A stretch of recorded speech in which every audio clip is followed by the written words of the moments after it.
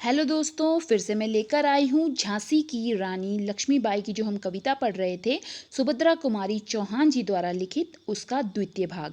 पहला भाग बहुत लंबा हो गया था, इसलिए मैं दूसरा भाग बना रही हूँ। चलिए हम आगे चलते हैं। आगे देखिए क्या होता है इसमें। रानी बड़ी काल्पी आई, कर सौ मीर निरंतर पार। घोड़ा थककर गिरा भूमि पर, गया स्वर्ग तत्काल सिधार। यमुना तट पर अंग्रेजों ने फिर खाई रानी से हार। विजय रानी आगे चल दी, किया ग्वालियर पर अधिकार। अंग्रेजों के मित्र सिंधिया ने छोड़ी राजधानी थी। बुंदेले हर बोलों के मुंह हमने सुनी कहानी थी। खूब लड़ी मर्दानी वह तो झांसी वाली रानी थी। देखिए जो इसका पहला भाग था उसके अंदर मैं बता चुकी थी कि किस तरह क्रांति की ज्वाला धधक रही थी और रानी ने क्या किया। जो कैप्टन वॉकर था युद्ध करने के लिए आया था, वो हार कर भाग चुका था। ठीक है, अब आगे क्या हुआ। रानी कालपी की तरफ आगे बढ़ गई। 100 मील निरंतर पार, लगातार मीलों मील चल रही है। पर अचानक से जो उनका घोड़ा था वो थक गया और भूमि पर गिरकर मर गया। ठीक है, स्वर्ग तत्काल सिधारा मतलब जो उनका घोड़ा था वो थक गया और भूमि पर गिरकर मर गया, क्योंकि लंबे समय से युद्ध कर रहे थे। यमुना तट पर अंग्रेजों ने फिर खाई रानी से हार। और जैसे ही वो यमुना तट पर बढ़े, वहां पर क्या हुआ, अंग्रेजों ने बहुत फिर से रानी से हार खा दी। और रानी जो है विजय होकर जीत कर कहाँ चल दी, ग्वालियर पर। रानी ने अब ग्वालियर पर अधिकार कर लिया। परंतु अंग्रेजों ने क्या किया, जो सिंधिया थे।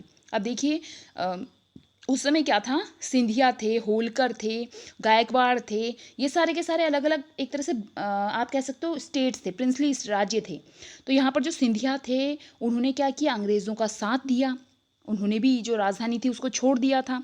फिर क्या हुआ, ये कहानी हम सुनते हैं बुंदेलखंड के हरबोलों के मुंह से। हरबोले मतलब वो जो गायक जो गा गा कर जगह जगह जाकर गीत सुनाते हैं, उनके मुंह से हमने वो कहानी सुनी थी। और जो कि क्या है कि झांसी की रानी कौन थी, मर्दानी थी।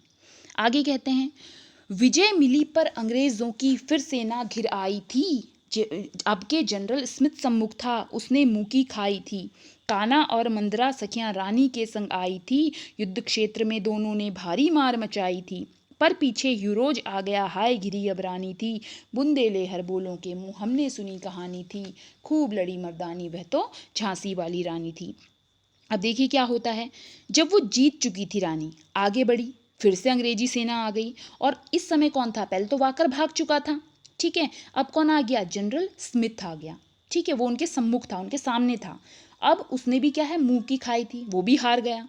क्योंकि साथ में कौन कौन आई हुई थी रानी के, जो काना और मंदरा जो उसकी सखियां थी, उनकी जो मित्र थी, वो उनके साथ आई हुई थी। उन सभी जो नारियां थी, स्त्रियां थी, उन सभी ने युद्ध क्षेत्र में बहुत ज़्यादा मार मचाई थी, बहुत ज़्यादा युद्ध लड़ा था। भयंकर, ऐसा लग रहा था ये स्त्रियां नहीं मर्द युद्ध लड़ रहे हैं। तभी क्या हुआ, पीछे से यूरोज आ गया। अब देखो कौन कौन आया, पहले वॉकर आया, डलहौजी पहले आया था, फिर वॉकर आया, फिर कौन आया यहाँ पे, स्मिथ, जनरल स्मिथ आया। अब कौन आ गया, हीरोज आ गया। अब क्या हुआ, रानी घिर गई, घिरी। अब रानी थी, रानी घिर गई। ये बात कौन बता रहे हैं, वही बुंदेलखंड के हरबोले बता रहे हैं। आगे क्या हुआ था, तो भी रानी मार काट चलती बनी सैन्य के पार, किंतु सामने नाला आया था वह संकट विषम अपार।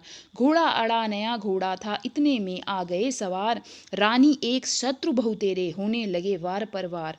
घायल होकर गिरी सिंहनी, उसे वीरगति पानी थी। बुंदेले हर बोलों के मुंह हमने सुनी कहानी थी। खूब लड़ी मर्दानी वह तो झांसी वाली रानी थी। अब देखो क्या हुआ, रानी घिर चुकी थी, हीरोज आ गया था पीछे से।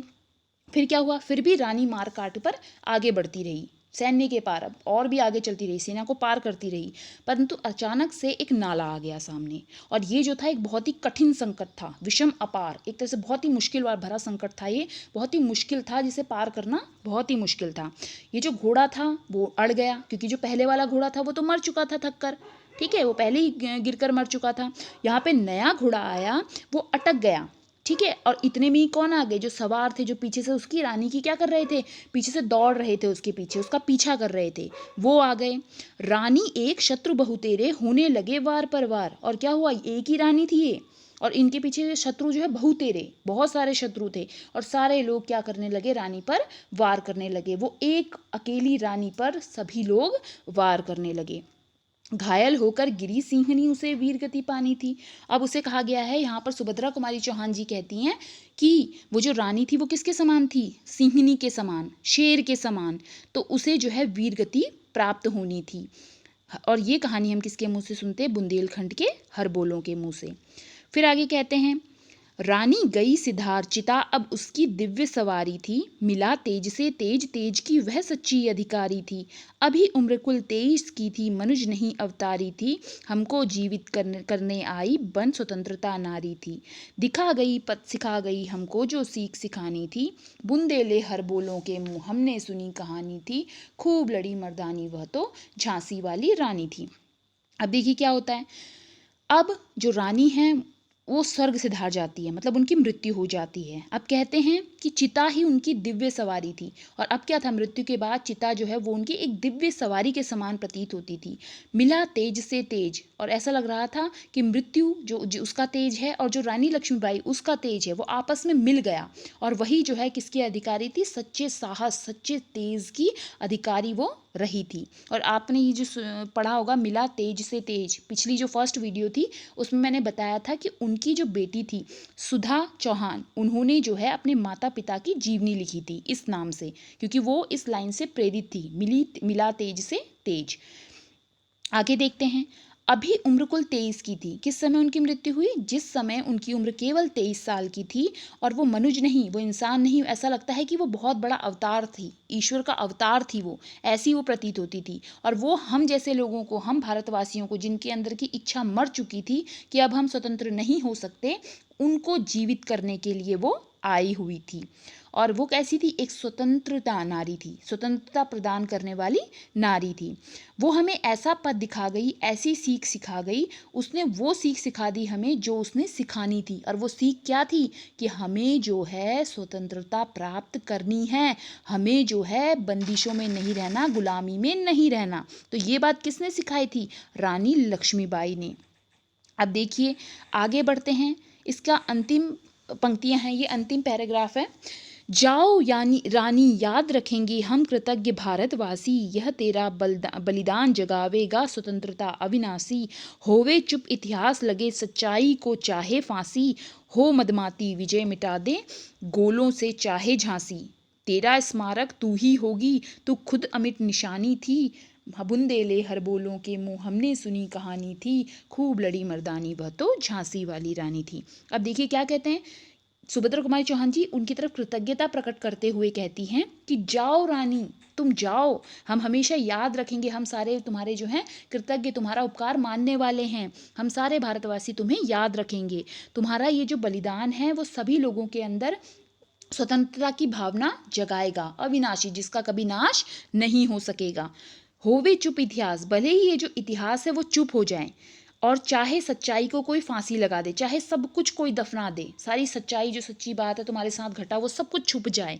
हो मदबाती विजय मिटा दे गोलों से चाहे झांसी, चाहे जो है कोई लोग गोलों से मार मार कर झांसी को लूट लें, उनको उसके सब सारे जो किले हैं वो तहस नहस कर डालें, फिर भी तेरा स्मारक तू ही होगी, तेरे नाम से ही तेरा स्मारक होगा, और तू ही खुद अमिट निशानी थी। क्योंकि कहीं पर भी अगर आप देखते हो आज के समय में भी अगर रानी लक्ष्मीबाई का नाम आता है, हमारे मन में अपने आप ही गर्व, साहस की भावना आ जाती है। हमें किसी स्मारक की ज़रूरत नहीं है उनके लिए, क्योंकि वो कहते हैं कि तू ही कौन है? अपना स्मारक है, तू ही अमिट निशानी है। अमिट निशानी जो मतलब जो मिट नहीं सकती, ऐसा तेरा नाम है, ऐसे तुम हो।